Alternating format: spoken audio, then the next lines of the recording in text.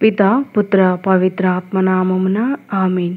ప్రియ స్నేహితులారా, మీ అందరికీ దేవుని యొక్క ఆశీస్సులను తెలియజేస్తూ ఈనాడు అక్టోబర్ 16వ తారీఖు జపమాల మాత అంకితం 16వ రోజు ధ్యానాంశంగా మరియ తల్లి ఆమె త్యాగం అనేటువంటి అంశంపై ధ్యానించుదాం.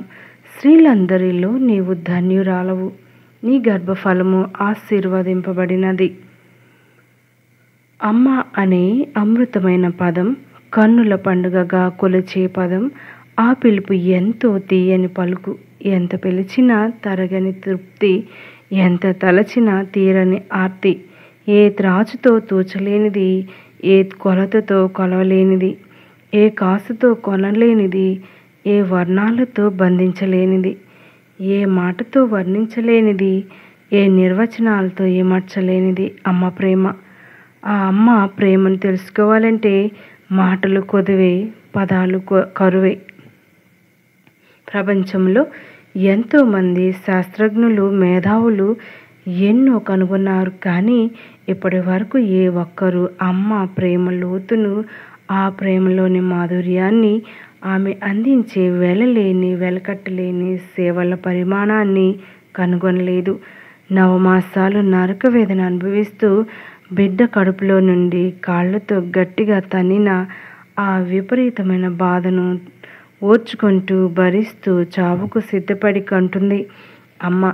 అందుకే ఆ బిడ్డ పుట్టిన తర్వాత చిన్న రాయి తగిలిన కాళ్ళు జారి క్రింద పడ్డ అమ్మ అని అరుస్తుంది.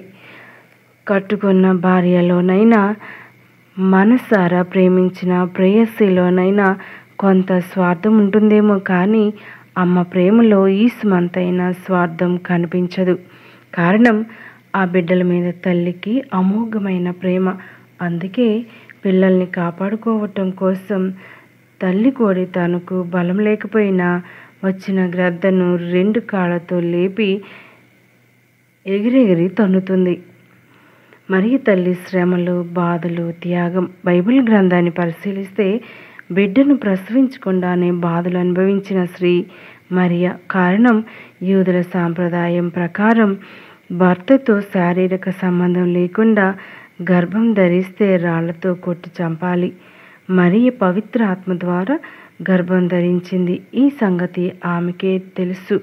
దేవుని చిత్తాన్ని నెరవేర్చడం కోసం చనిపోవడానికి కూడా సిద్ధపడిన ధన్యురాలు మరియ. లూకా సువార్త 2వ అధ్యాయం 35వ వచనం.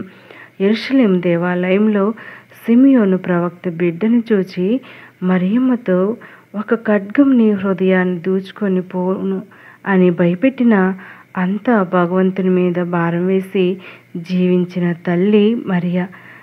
హేరోదు రాజు చిన్న బిడ్డలను చంపుతుంటే తన బిడ్డను రక్షించుకోవడం కోసం 300 మైళ్ళు రాత్రికి రాత్రి భయంతో, భారంతో పారిపోయిన తల్లి మరియ. ఈ రోజుల్లో లాగా ఆ రోజుల్లో వాహనాలు, రోడ్లు లేవు. అయినా బిడ్డ కోసం బాధలు భరించిన తల్లి మరియ.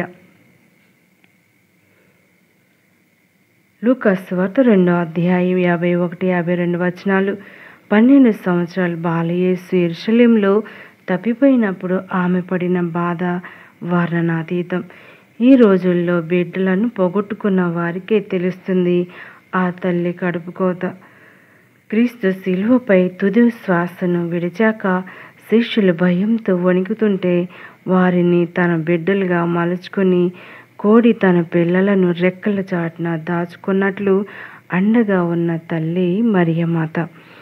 శిలువలో అలసి సొలసిన కుమారుని చూస్తే ఆయన వస్త్రాలు పెరికివేయడం, డొక్కలో పడవటం, 3 సార్లు స్లీవ్ కింద బొర్లపడటం, కాళ్ళు చేతుల్లో మేకులు కొట్టడం, దాహం అని అర్థించటం కళ్ళారా చూసి చివరికి తన కుమారుని మృతదేహాన్ని 2 చేతుల్లో పట్టుకొని ఏ విధంగా దుఃఖించిందో ఆ తల్లికే తెలుసు. పిత రక్షిత కౌమారే, భర్త రక్షిత యవనే, రక్షితి వర్ధకే, పుత్రాన శ్రీ స్వాతంత్ర్య మార్యాతి. స్త్రీని బాల్యమందు తండ్రి, యవ్వనమందు భర్త, వృద్ధాప్యంలో కుమారుడు చూసుకోవాలి.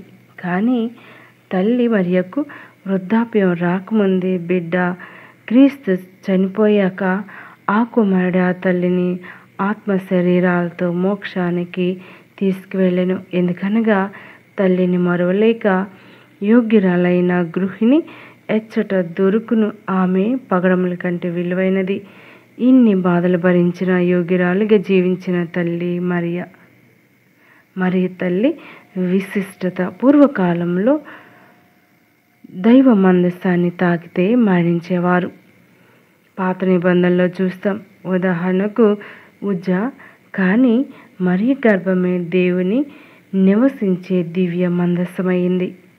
మొదట ఆ తల్లి కుమారుని ఈ భూలోకానికి అందిస్తే ఆ తర్వాత క్రీస్తు చనిపోయేటప్పుడు తన తల్లి మరియను యోహాను ద్వారా అందరికీ అందించి వెళ్ళాడు. దివ్య పూజా బలిలో క్రీస్తు శరీర రక్తాలు స్వీకరిస్తూ ఉన్నారు. ఆనాడే ఆ తల్లి క్రీస్తుకు రక్తాన్ని మాంసాన్ని పంచకపోతే ఈనాడు అప్పద్రాక్ష రసాలు దివ్య పూజా బలిలో శరీర రక్తాలుగా మారేవి కాదేమో.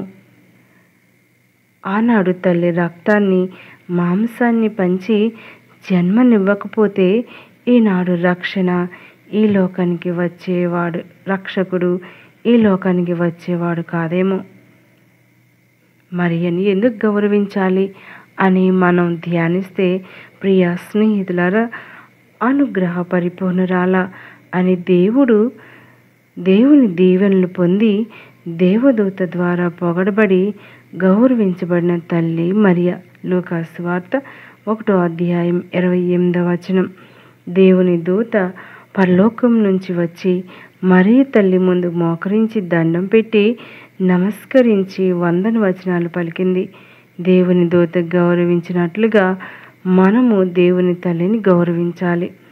స్త్రీలందరిలో నీవు ధన్యురాలవు, నీ గర్భఫలము ఆశీర్వదింపబడినదని ఎలిజబెత్తమ్మచే కీర్తించబడిన తల్లి మరియ ప్రవక్త అయిన యోహానును తన గర్భంలో మోసి దేవుని మన్నను పొందిన ఎలిజబెత్తమ్మ మరియను ధన్యురాలు అని కీర్తించింది. మరి నీవు నేను ఎందుకు కీర్తించలేకపోతున్నామంటే మన అవివేకం వల్ల మాత్రమే. తరతరాల వారు నన్ను ధన్యురాలని పిలిచెదరు అని తన విలువను ప్రపంచానికి తెలిపిన తల్లి మరియ. ఈ ప్రపంచంలో ఎంతో గొప్పవారు జీవించిన తరతరాల వారు మరియనే ధన్యురాలు అని పిలుస్తారు. ఈ భూలోకం ఉన్నంత వరకు ఆమెను ధన్యురాలని గౌరవించాలి. నిన్ను మోసిన గర్భం, నీకు పాలిచ్చిన పెంచిన స్థానములు ధన్యమైనవి అని జనసమూహంలో ఒక స్త్రీ మరియ తల్లి ఔన్నత్యాన్ని బాహాటంగా ప్రకటించింది.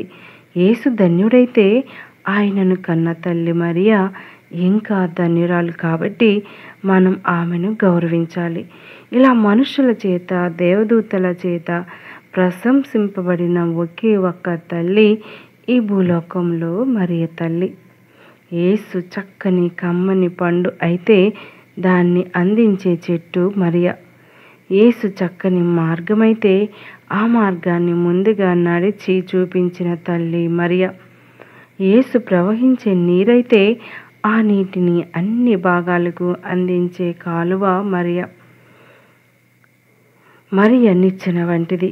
క్రింద ఉన్న మానవులను పైన పరలోకంలోనికి, పైనున్న దేవుని క్రింద భూమికిని తీసుకొచ్చిన మరియ తల్లి. మరియ తల్లి గొప్పతనం ఏమిటి అని మనం ధ్యానిస్తే, పాత నిబంధనలో దేవుని ఎవరు కళ్ళతో చూడలేదు, చూస్తే చనిపోతారు అనుకునేవారు. అలాంటి దేవుణ్ణి తన గర్భం ద్వారా చూపించి రక్షణ చరిత్రలో స్థిరంగా నిలిచిపోయిన తల్లి మరియ తల్లి. భూమి ఆకాశాలు భరించలేని భగవంతుణ్ణి తన గర్భంలో భరించిన గొప్ప తల్లి మరియ. ఏ దేవుడైనా మరియమ్మకు ఊపిరి పోశాడో ఏ దేవుడైతే మరియమ్మకు శరీర రక్తాలను ఇచ్చాడో, ఏ దేవుడైతే మరియమ్మకు వాక్కు రూపంలో ఆమె గర్భంలో దాచబడ్డాడో ఆ వాక్కుకే ఆమె తల్లి అయింది, ఆ దేవునికే తల్లి అయింది. గురువు చెప్పులు తీసుకురమ్మంటే చేతులతో పట్టుకొస్తాం గౌరవంగా. మానవుడైన ఆ గురువు మీదే అంత గౌరవం ఉంటే దేవునికి జన్మనిచ్చిన పవిత్రమూర్తిని ఎంత గొప్పగా గౌరవించాలో ఆలోచించండి ఒకసారి. మనం దివ్య సప్రసాదంలో, దివ్య పూజా బలిలో క్రీస్తు శరీరాన్ని భుజిస్తాం. కొన్ని శాఖల్లో ప్రభు భోజనం అని స్వీకరిస్తున్నారు. కానీ మరి తల్లిని నమ్మకుండా వ్యతిరేకంగా మాట్లాడతారు కొందరు. ఆ ప్రభు భోజనం క్రీస్తు శరీరం మరి తల్లి శరీరం నుండే వచ్చింది కదా. ఆ తల్లిని నమ్మకుండా క్రీస్తుని శరీరం భుజిస్తే అది ఏ విధంగా సహాయపడుతుంది?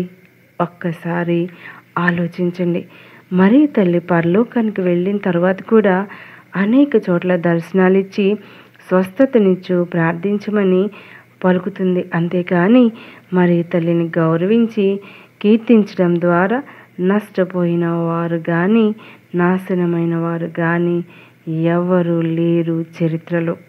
ప్రభువే ఆ తల్లి మాటలకు మానవులకు విధేయించి కానాపల్లిలో నీళ్లను ద్రాక్షారసంగా మార్చాడు. ఆ తల్లి పెంపకంలో 30 సంవత్సరాలు పెరిగాడు. ఆ కుమారుడు తల్లిని విధేయించినట్లుగా మనం విధేయించాలి. కానీ కొందరు తల్లి గొప్పతనం తెలియక విమర్శిస్తూ ఉన్నారు. క్రీస్తు వలె మనం విధేయించాలి.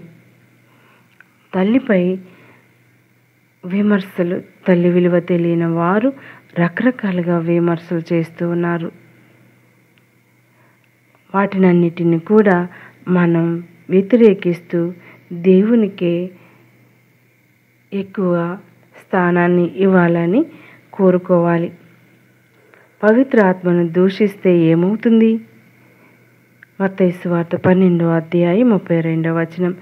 ఎవడైనా మనిషి కుమారుని వ్యతిరేకంగా మాట్లాడినా క్షమింపబడును, కానీ పవిత్ర ఆత్మకు ప్రతికూలంగా పలికిన వానికి ఈ జీవితమందును రాబో జీవితమందును క్షమాపణ లేదని మీతో నిశ్చయముగా చెప్పుచున్నాను. తల్లిని సన్మానించువాడు నీతిని చేకొన్నట్లే. నీకు జన్మనిచ్చిన తండ్రి పలుకులు ఆలింపుము. నీ తల్లి వృద్ధురాలైనప్పుడు ఆమెను ఆదరముతో చూడుము అని సామెతల గ్రంథం 23-22వ వచనం తెలియజేస్తూ ఉంది. ప్రియ స్నేహితులారా, ఈనాడు ఈ యొక్క గొప్ప వాక్యాన్ని తెలుసుకోవాల్సినటువంటి అవసరం ఏముంది అంటే, మనకు పరలోకంలో ఒక తల్లి ఉంది అనేటువంటి విషయాన్ని మనం ధ్యానించాలి, గమనించాలి, గుర్తించాలి.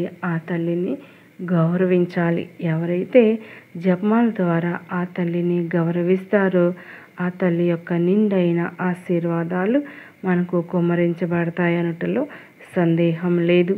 ఈ జపమాల మాత నెలలంతా కూడా ఎక్కువగా జపమాలను జపిస్తూ ఆ తల్లికి అంకితం చేస్తూ దేవుని యొక్క దీవెనలు ప్రజలపై రావటానికి, కుమ్మరించబడటానికి మనందరం కూడా ప్రయాసపడదాం. జపమాల మాత్రం ధ్యానించిన వారు ఏనాటికి కూడా దేవునిచే తిరస్కరింపబడలేదు. దేవుని యొక్క వాక్కును ధ్యానించే ముందు జపమాలను జపించమని ఆ తల్లియే ఇచ్చారు.